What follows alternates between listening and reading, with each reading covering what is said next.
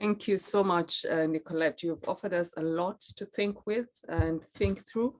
I will resist the power of the chair of moderation to begin engaging in my own sets of reflections and questions I have for you, and instead invite Shireen and Brian to offer us your reflections. Think with what Nicolette has said.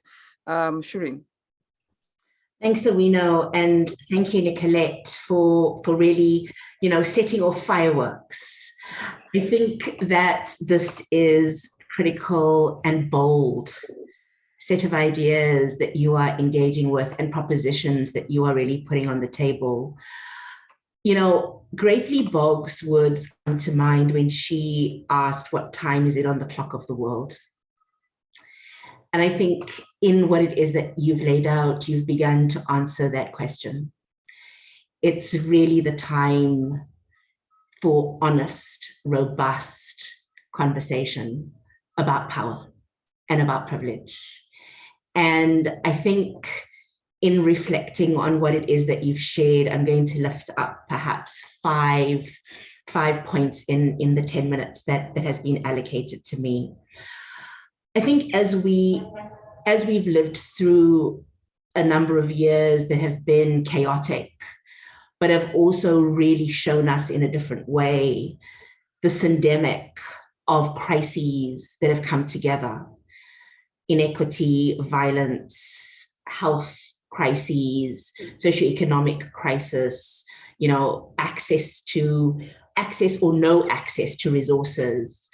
A key question that for me has sort of risen to the surface is, what are the patterns that we are all living into and taking for granted because we're not recognizing those patterns?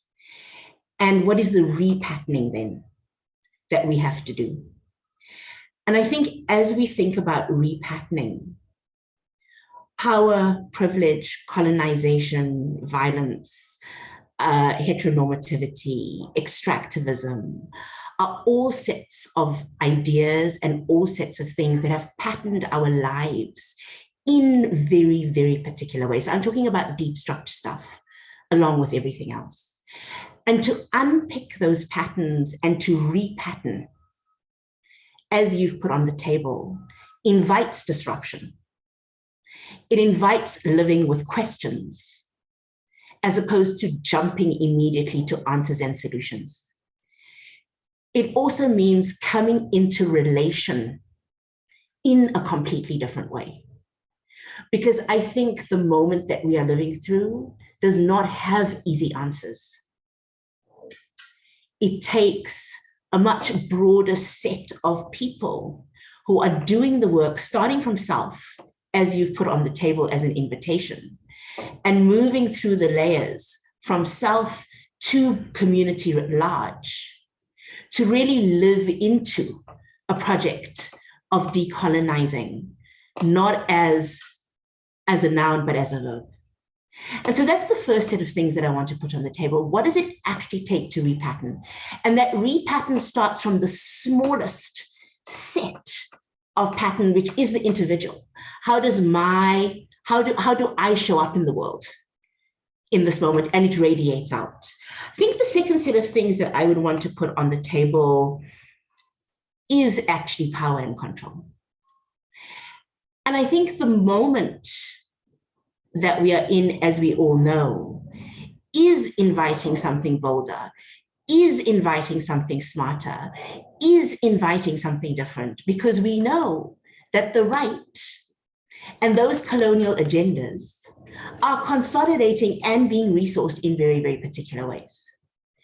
And so what does that mean, and what is it asking of philanthropy? But I want to add another layer, which is my third point. What is it asking of philanthropy and movements who are positioned, center left or far left in this moment? Because my third point is that it requires an ecosystem. And I think it would be a mistake for those of us who are positioned on the continuum of change, on the side of movements, to not be as robust and to not add pressure to philanthropy to rethink. And I say that because I do believe, and I think you alluded to this in some way, Nicolette, but I want to lift the point up. What does it mean to really operate as an ecosystem if our vision for change is the same? Because then we are all positioned in different ways to be able to feed that vision. Noted that we've got to do the hard work to think about power. But if that vision is of a world that is more free, that is equitable, that is just, we are serving the same cause. And movements, I would argue, have the answer. So how it is that philanthropy and movements come into relation in a completely different way as part of feeding that bigger goal and vision, for me, is another area that we really need to think about. I think movements as rooted in a love for humanity and in an understanding of the interconnectedness and a transformed world have been making these calls to philanthropy in a range of different ways. Thinking about philanthropy as redistribution, taking the lead from movements, thinking about movement infrastructure and the resourcing of that. The question that I have is, how is that being heard in a way that is internalized and digested? Because the words are not enough. And I think my fourth point is really about that. The conversations are important, but how do we move into action because of the urgency of where it is that we are? I think the last point that I would want to make is really about how we think about change and how it happens. Because I think that how we think about change really fuels this conversation writ large. And how we think about change in terms of how it is that we have to come together and interrelate differently, I think is a critical part of the equation of how it is that we move forward. I say that against the backdrop of, and Brian, you and Nicolette are better positioned to speak about this, but from a movement civil society perspective, we're currently in a place where we are listening and watching and seeing deep conversation and even grappling with how it is that philanthropy moves forward. Deep questions, we are seeing reorganizations, we are seeing, articulations of new strategy, and all of that is well and good. But I think if we have to lean into what it is that you are putting on the table, Nicolette, what does it really mean to decolonize? What does it really mean to have the honest, robust conversations about power, how it is that that construes, and what that could potentially translate into for a much more liberated way of thinking about change? Then the ingredients become absolutely critical in terms of both opening up, but also being honest about who and what we are. That takes us back to the individual. So I'm going to stop there, Owino, and over to you. Yeah, thanks, Shireen. A provocation on my end for all of you to think with is, the point you raise about movements have the answer and the importance of the ecosystem. And one of the things that came out of our panel this morning was the fact that extremist groups, the far right, is succeeding largely because of the fractures within our own center-left movements. We can't get our stuff together long enough to be able to build that effective ecosystem. But that's a little spanner in the works for you. Brian, your reflections and thoughts on what Nicolette has offered us. Ordinarily, I should really just say amen and close the service. Thank you for brilliant presentations. Nicolette, that framing is second to none. I'm not sure that anybody anywhere else would have the mental strength to rival that. But I thought perhaps I would do the foolish thing of playing in the mosque by framing a few things and misinterpreting a few more that you raised. If one thinks about coloniality as having been an ecosystem of power that sought to create the world in its own image, both as a site of extraction, but also as a site of, if you like, a spiritualized notion of entitlement to subdue the earth and to exercise domination and dominance, and to create a notion of superiority that's founded on conflation or delegitimization of Black and brown people's spirituality, one would argue sexuality, humanity, and you could add a whole spectrum of that.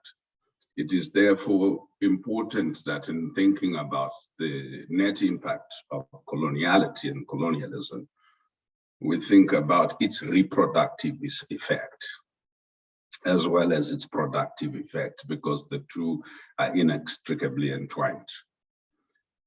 And think about its inseparability from neoliberalism in the current phase and old forms of capitalism, of Western capitalism in the old phase. That therefore any decolonial agenda seems incomplete if it is not at the same time anti-imperial and also at the same time redemptive, in the sense of refusing not only to be defined and recreated, but asserting the right to create an autonomy that's not dependent on the other, whether the other's ability to frame you is through violence or through money. Herein lies the contradiction of some of the things that you say, the responsibility of the empire to redeem or to cause liberation to happen within the sight of the oppressed. I think let's accept as a truth that wealth accumulated in immoral or amoral means and impelled by particular presumptions of superiority or even conquest is unlikely, even when we blackmail it emotionally, to become a site of liberation. I think those of us who get a paycheck from philanthropy must first deal with our privilege and also our contradiction. That both the money that pays our salaries and the money that we give has absolutely nothing to do with liberation. And the system by which that money is produced was never intended to lead to any form of decoloniality, because otherwise it would have died. And the system that nourishes and sustains philanthropy would die, and philanthropy itself would die.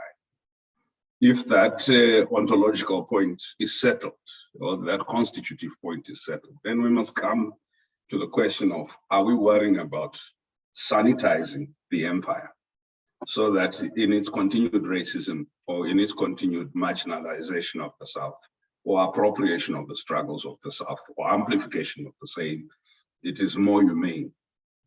It is like the struggle to end slavery. It was not to end white supremacy. It was simply, well, look, please don't trade or don't dehumanize other people this way.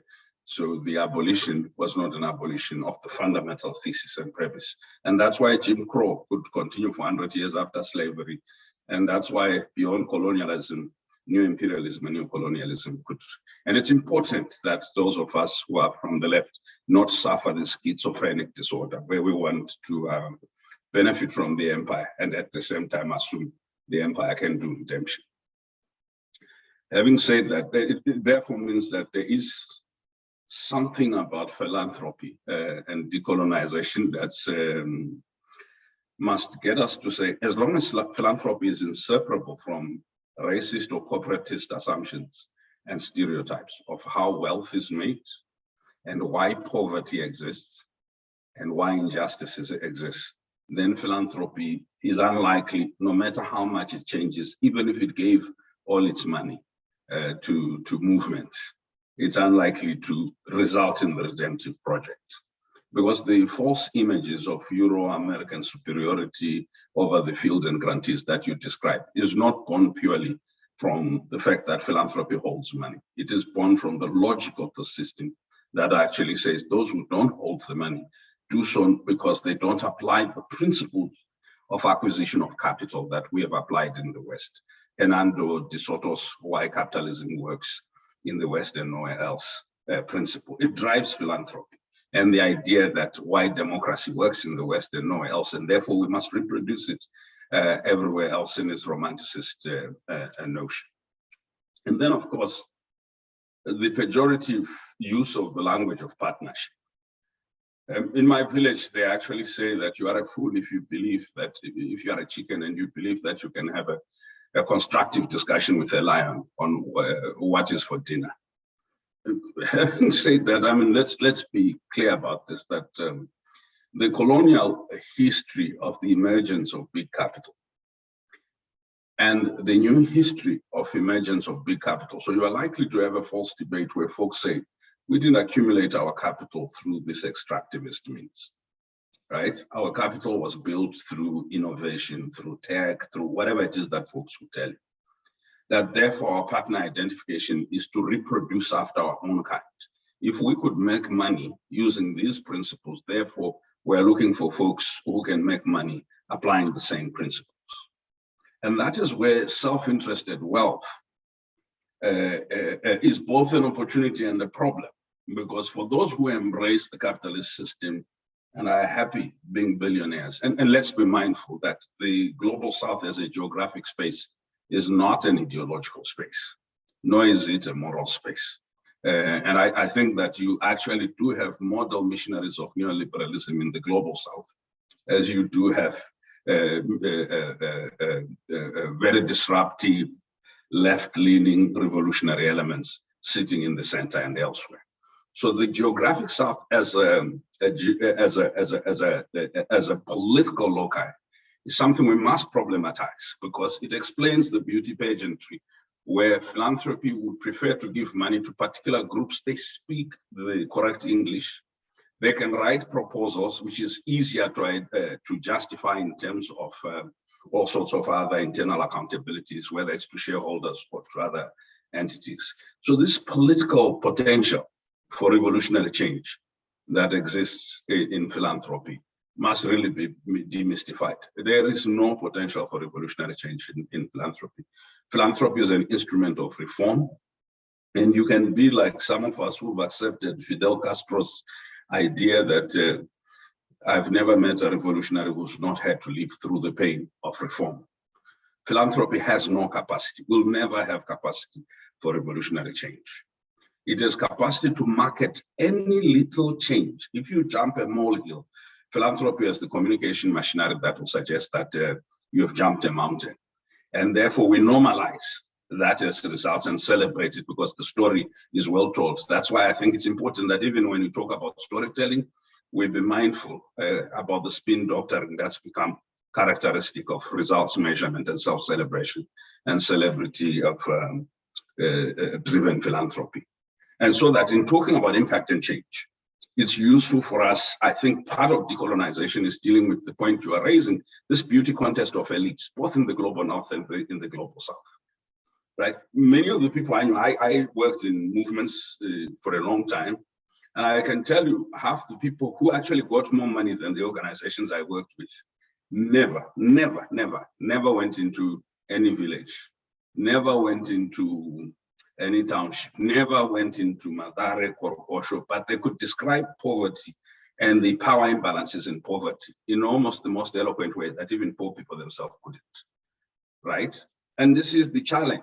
And actually, it's a challenge we must deal with in terms of reform of philanthropy, but reform of the movement space as well. This ideological agnosticism that, we're in this space, folks talk the right language. So the elites blackmail each other. The elites in philanthropy are blackmailing the elites in movements. But all of them center their liberatory project around state centrism.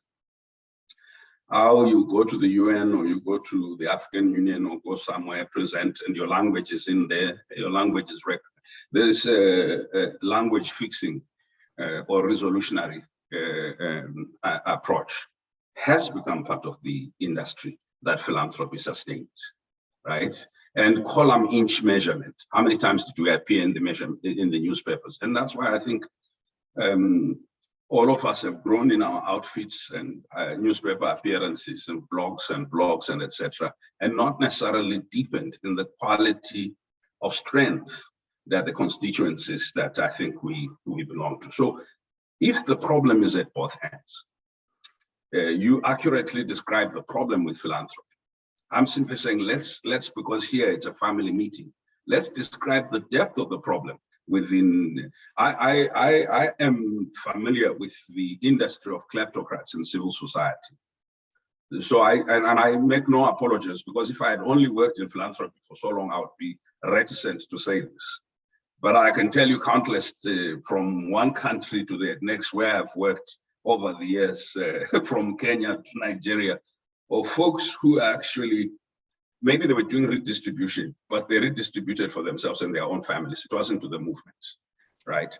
And the balance of dealing with folks who steal in the name of the poor, but never give to the poor, and philanthropies that assume the right to be demanding accountability for money that was made in illicit ways, seems to me the paradox that as you think about decolonization, because in the decolonial moments and movements, including what Fanon in describing the local elite and petty bourgeois, the contradictions of national consciousness, is that if you took what Fanon was describing as the comprador elite in the state, and you bring it to the comprador elite, both in philanthropy and in the local movements, we must find, and that's where I think that your reference to Fanon is liberatory.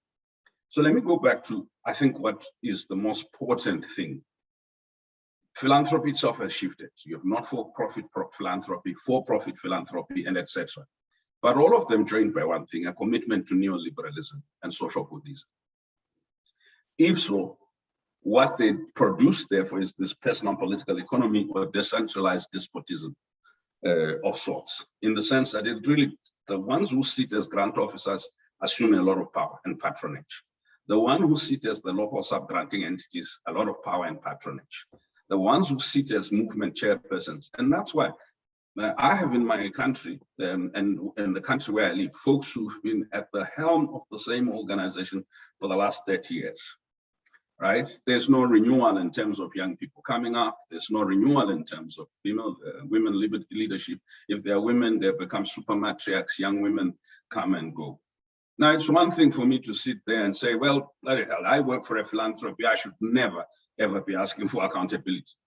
But I think that you have a revolutionary obligation also not to be blind as a person who sits on the other hand, that are we enabling autarky? Are we enabling actually the things that will decapitate a movement? But the question is, if it's not the role of philanthropy, whose role is it to actually ask these questions? Because I'm agreeing with you that philanthropy shouldn't play God on this matter. It was a greater accountability, responsibility to community, but who should hold this space? Because some of the people are so powerful that ordinary young women, young people in the movements can't hold them to account. Let me end by referencing two things that I found very compelling in what you discussed: repair and self-reliance. Often when I read decolonial literature, I can understand where it's coming from. It's radical, rhetorical. Some of it is incomplete. Decolonization had 7 aspects to it. The Ngugi moment of decolonizing the mind, which is redemptive, because the mind is the site of definition of your sense of self and self-worth. But there was a decolonial component that defines some of what Nyerere and the South Center scholars did, which is about self-reliance. And actually part of the conversation we're having is to holding perhaps a repair as necessary, but the critical component in the decolonial movement of old was self-reliance. And it seems to me, until we talk about self-reliance and what it might look like going into the future, is it an endowment from these big philanthropies? What will self-reliance look like? then it's not truly a decolonial narrative. What it is perhaps a sanitization of continued centering of a privilege that now well hidden. And the second thing beyond this self-reliance is global agenda setting and proxy wars. In the last 25 years I've worked in this space, it seems that like you will have some people sitting somewhere who says, okay, now we're making poverty history, and all of us will start singing Make Poverty History. So part of decolonization is decolonization of global agenda setting until the South truly becomes a site of agenda setting. And that agenda setting is not purely centered on who has money and who has sponsored, because Mandela, the Mugabes, the Nyereres were able to set an agenda when they didn't have as much funding as we actually have now within society. So how do we do global agenda setting that's not money tied? The third is historical. Yeah, I'll end with that, right? Historical amnesia and erasure, right? We can discuss this. And the last is sleeping giants. I think that African capitalists, some of them as wealthy as the poor people with a few billions in the West that actually give money, are often let loose when we talk about decolonization. But Fanon's notion of decolonization was actually the local comprador, because they accumulated their wealth by direct extraction as well, has often not been held accountable for non-investment in social justice. In fact, of all the African billionaires, only 5% invest in social justice. I'd end with that and say, actually, this conversation, it's good to discomfort how to move from poverty fixing to more transformative agenda. But I would like us to talk about it in terms that says self-reliance is perhaps the most decolonial and most revolutionary element of this conversation. Thank you so much, Shireen and Brian. Nicolette, I want you to have the very last word. So let me just offer 3 of my big takeaways as somebody who does not sit in the philanthropic sector, but is a beneficiary of it and is on occasion interested by the conversations that happen within it. The first is really the big idea that you put on the table, which is the principle of scarcity and competition as the core framing around which all of our engagements happen, whether that is in relation to how funders fund, or whether that's in relation to the ecosystem that you're speaking about, Shireen, that pits movements and social justice organizations that really should be working together in opposition to each other because of resources. Money is a means to an end. It's a political tool rather than the basis around which we should be framing how we think about liberation, justice, and racially just worlds, which is the core sort of theme around this conference. I love the idea of reparations and redistribution and really returning us to the fundamental idea around the love of humanity rather than money, and how we build communities that center care, how that care looks like, whether it's through reciprocity and mutuality that you point out, that might be connected to money, that might be connected to other modes and ways of connecting with each other as people who are interested in building collectively just worlds.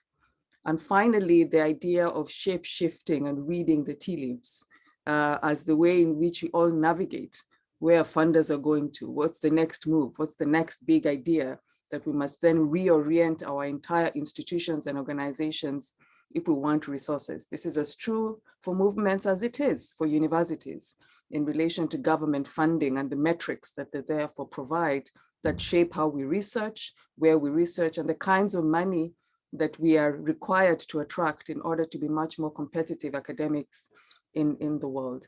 So there really is a point here that I want to speak both to the audience and to all of us about the crossover. The conversations that are happening in social justice spaces that funders are having also have an impact on how we think about these questions in the university space, in our job and in our task as people who teach and research and who are interested in having an impact in the world. How do we also intervene in those conversations in ways that transform how we think about just worlds beyond simply seeing funders as a conduit for more research, rather than our research in and of itself enabling funders to think much more radically about how to transform our societies. Nicolette, once again, I want to thank you so much for offering your time and your deep reflections, but you have the last word. Thank you so much. We know Shireen, Brian, this has been great. I think we need more family meetings like this, Brian. I could talk about this. I think a couple of points I want to make, and I think this came up from all of you about the role of movements. And I think change isn't going to happen from within philanthropy on its own. It has to come from the external. And when the external is as fractured as it is at the moment, and the external is dealing with issues of scarcity and competition, it requires the entire ecosystem to be going through this period of deep reflection and introspection around how did we get to where we are right now, and what's a different path look like. But I do want to say where I disagree with you, Brian, where you spoke about the problem in movements. I do think that philanthropy needs to own the problems that movements find themselves in and that civil society finds themselves in. We have dictated the structure of movements, the organizational setup of movements, how civil society organizes itself, what they work on, what they don't work on, is often dictated by our funding flows. And so we cannot just step back and say, well, you know, movements are also, there's corruption in movements, there's problems in movements. I think the neoliberal economic agenda has impacted on movements in the same way that it's impacted on philanthropy. And philanthropy has been fairly complicit in the way in which we funded civil society, the way we fund research agendas within universities, the way we fund civil society organizations, has not been to try to unravel this and come up with alternative ways of working or organizing ourselves. And so I think that just pointing the finger at movements is not necessarily going to get us there, because I think I often say we cause more harm to organizations when we enter the fray with big amounts of money. And sometimes it's in movements' interest to say no to the money coming from philanthropy. And reconceptualizing money in more political ways, and recognizing the harm that's caused by the way we fund, is something that we need to really, really think about. On divisions that we're seeing in movements in the left right now, and what we can learn, and I use learn in inverted commas, from the right, is how solidarity, cross-border solidarity, transnational solidarity, and global solidarity, we've struggled with that on the left. We've struggled with finding connections and finding that solidarity, where we've tried to subsume all struggles and make all struggles the same. And again, I think there's useful lessons from Black feminist organizing around recognizing difference and being able to sit with difference and build solidarity networks. Because I think a fundamental rethink of the way philanthropy operates should be around, what does solidarity look like? What does it look like to be in solidarity with those on the front lines fighting for change? And what does that solidarity take, whether that solidarity takes the form of resourcing movements or not resourcing movements, but that solidarity that recognizes difference and that actually undertakes a fundamental critique of systems, of capitalist systems, of neoliberal economic orders, and starts from that premise of we are all trying to change the world for something different. I also think that how we think about change, I think Shireen, you made this point, our theories of how change happens, when we're decentering philanthropy, we have to also recognize that it's not up to one movement or one sector in society to bring about change. And so how we build those ecosystems and what those ecosystems look like is something that I don't think we've thought about long and hard. We've built our theories of change around money. We have said that by funding certain issues and by funding movements, and we have a fundamental assumption that those who don't have resources won't be able to bring about change. But what we have seen the world over is that spontaneous movements that have pushed for change are often unfunded, not organized in any kind of structure or organizational organogram that we regard as being, when we do our due diligence. There have been spontaneous movements that have not been funded that have pushed for change. And that have been at a community level where accountability sits at that community level. And different forms of accountability do exist in movement structures. I think they get distorted when money comes into the fray and when donors come into the fray. We do have those mechanisms that are out there. And I think that we have a lot to learn from the way feminist funding has been organized. And I say this with a big caveat, because the localization agenda, and I agree with you on this, Brian, we often say, well, it's the funders sitting in New York. By setting up a funding mechanism in Africa, we somehow fundamentally change the system. No, we don't change the system when we set up intermediary organizations that look like and feel like and operate exactly the same like organized philanthropy in the global north. We don't change the system when civil society organizations are set up to mirror the way philanthropy is set up and organized. But we do have feminist funding models that have been disruptive, that have played around with power and with redistributing power. We have wealthy people that have said we don't need foundations. We need to rethink this notion of a foundation with 100 staff members that are set up as expert program officers. You don't need a program officer. You don't need a foundation. You can redistribute your money in ways that doesn't expect any return.